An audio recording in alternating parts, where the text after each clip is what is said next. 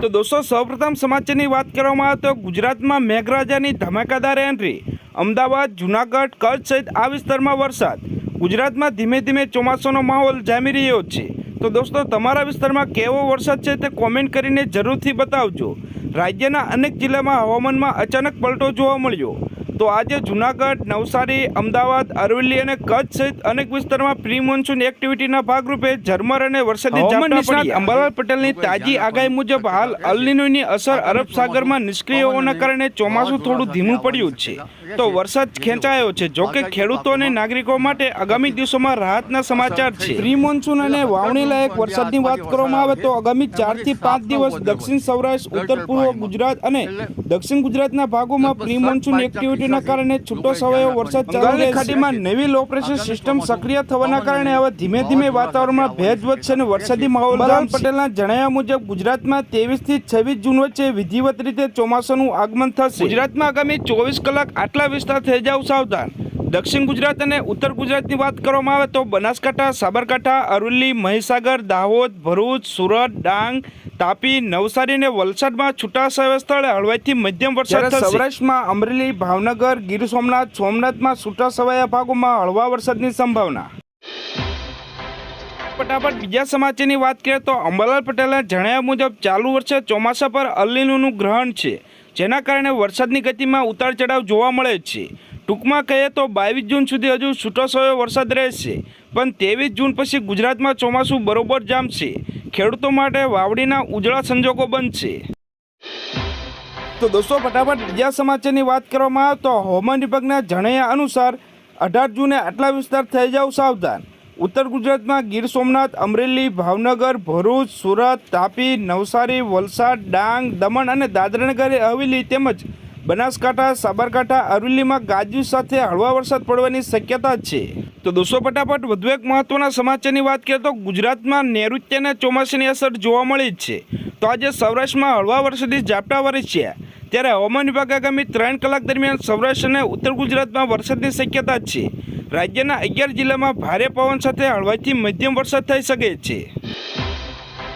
ફટાફટ બીજા સમાચારની વાત કરીએ તો હવામાન વિભાગની મોટી આગાહી।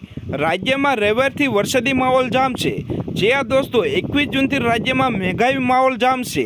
અરબી સમુદ્રમાં સક્રિય થયેલી મજબૂત સિસ્ટમના કારણે રાજ્યમાં 18 જૂનથી પલટો જોવા મળી શકે છે, જેના પગલે દરિયાઈ વિસ્તારમાં હળવા વરસાદી ઝાપટા થશે। તો 21 જૂનથી રાજ્યમાં ઉત્તર અને મધ્ય ભાગોમાં વરસાદી માહોલ છવાશે, જ્યારે 23 થી 25 જૂન દરમિયાન સૌરાષ્ટ્ર, દક્ષિણ ગુજરાતના દરિયાકાંઠા ઉપરાંત રાજ્યના અન્ય ભાગોમાં છૂટાછવાયા સ્થળે હળવાથી મધ્યમ વરસાદ જોવા મળી શકે છે। દોસ્તો ફટાફટ બીજા સમાચારની વાત કરીએ તો વાવણી લાયક વરસાદની રાહ જોતા ખેડૂતો માટે ઝાપટા પડવાથી એક નવી આશા અને ખુશીના સંચાર થયો છે। સૌરાષ્ટ્રના જૂનાગઢ જિલ્લાની વાત કરીએ તો અહીં સવારથી વાતાવરણમાં પલટો જોવા મળ્યો। તો જિલ્લાના મેંદરડા અને માળિયા તાલુકામાં તેમજ ગઢુ, શેરગઢ જેવા ગ્રામ્ય વિસ્તારમાં ઝરમર વરસાદ થતાં લોકોમાં બફારાથી થોડી રાહત મળી। તો આ તરફ દક્ષિણ ગુજરાતમાં નવસારી શહેરમાં પણ પવન સાથે વરસાદી ઝાપટા પડ્યા। તો દોસ્તો વધુ એક મહત્વના સમાચારની વાત કરીએ તો હવામાન વિભાગની નવી આગાહી મુજબ ગુજરાતમાં નિયમિત ચોમાસા માટે રાહ જોવી પડશે। 18 થી 23 જૂન દરમિયાન રાજ્યમાં પવનની દિશા દક્ષિણ પશ્ચિમ તરફ રહેતા માત્ર 2 દિવસ હળવા વરસાદની શક્યતા। તો 18 જૂને ઉત્તર ગુજરાત, સૌરાષ્ટ્ર અને દક્ષિણ ગુજરાતના કેટલાક જિલ્લામાં ગાજવીજ સાથે વરસાદની આગાહી।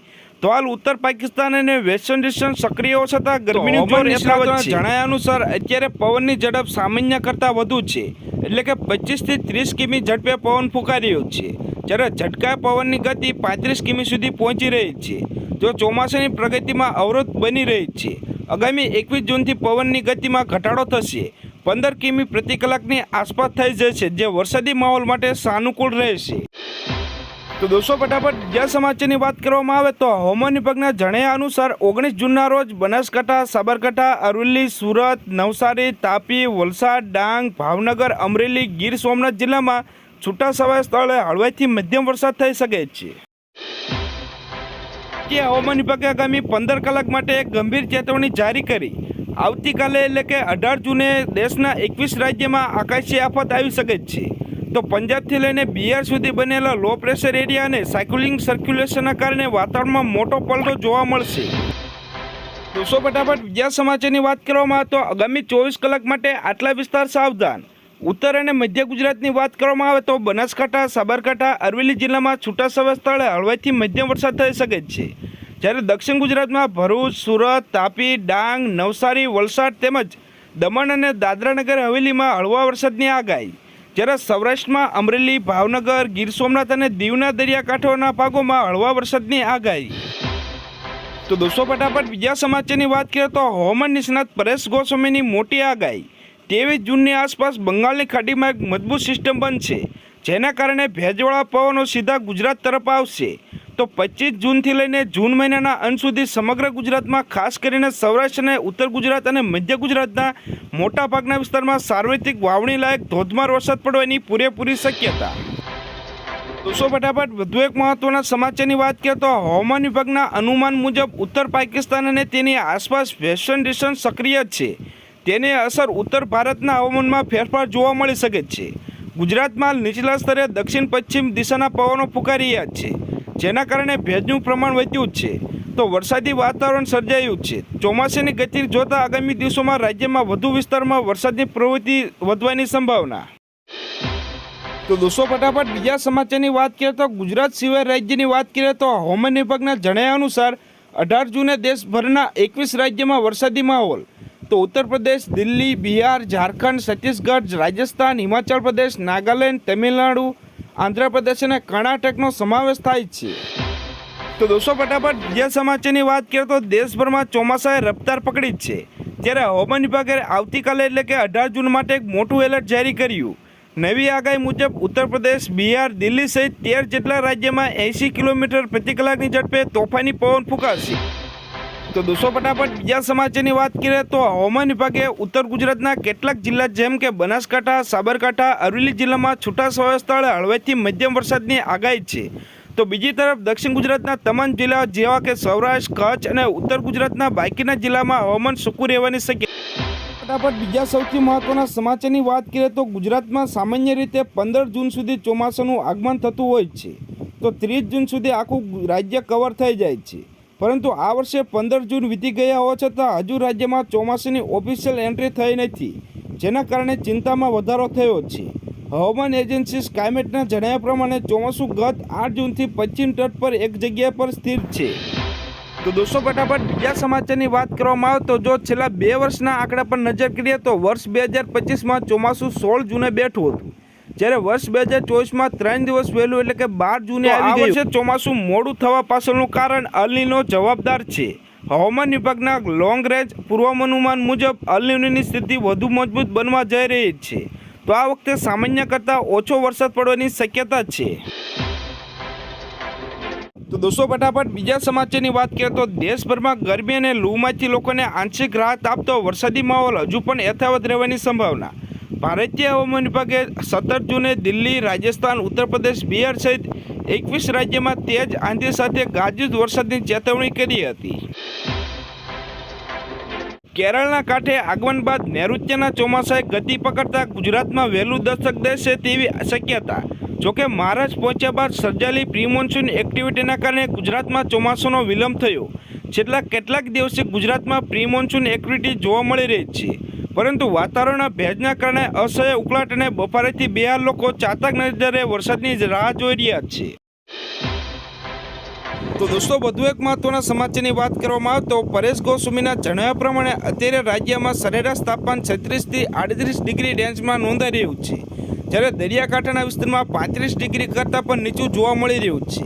આથી આગામી 15 દિવસ એટલે કે જૂન મહિનો પૂર્ણ થાય ત્યાં સુધી ગુજરાતમાં ગરમી અને બફારાનું પ્રમાણ યથાવત રહી શકે છે. તો દોસ્તો ફટાફટ બીજા સમાચારની વાત કરીએ તો નૈઋત્યનું ચોમાસું ગત 8 જૂનથી મારે સ્થિર થયું છે.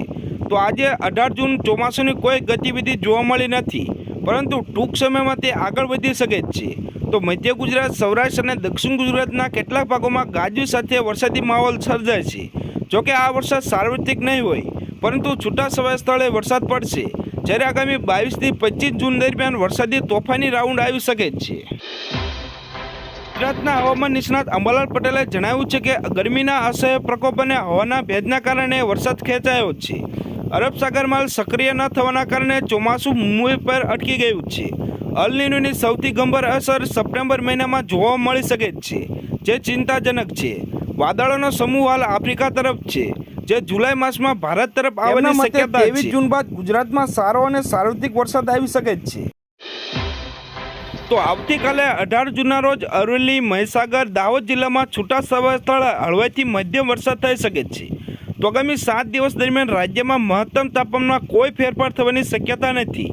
એટલે કે હાલ રાજ્યમાં જે પ્રકારની ગરમી અને વાદળછાયું વાતાવરણ વચ્ચે અનુભવી રહ્યા છે, તે ગરમી અને વાદળછાયું વાતાવરણ આગામી 7 દિવસ દરમિયાન રહેશે. તો અમદાવાદમાં મહત્તમ તાપમાન 41 ડિગ્રી આસપાસ રહેવાનું અનુમાન છે. દોસ્તો ફટાફટ બીજા સમાચારની વાત કરીએ તો દેશના અન્ય રાજ્યની વાત કરીએ તો તેલંગાણા, ઓડિશા, ઝારખંડ, બિહાર, છત્તીસગઢ તરફ ચોમાસું આગળ વધવા માટે એકદમ અનુકૂળ છે. જોકે ગુજરાતમાં અત્યારે નીચલા સ્તરે દક્ષિણ પશ્ચિમ પવનો ફૂંકાઈ રહ્યા છે. છેલ્લા 24 કલાકના રાજ્યના મોટા ભાગના વાતાવરણ સૂકું રહેશે. હવામાન વિભાગના તાજા બુલેટિન મુજબ દક્ષિણ પશ્ચિમ ચોમાસું આગળ વધી રહ્યું છે.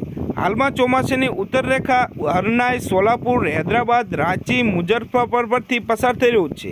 આગામી 4 થી 5 દિવસ ચોમાસું તેલંગાણા, ઓડિશા, ઝારખંડ, બિહાર, છત્તીસગઢમાં વધુ કેટલાક ભાગોમાં પ્રવેશે તેવું વર્તાઈ રહ્યું છે.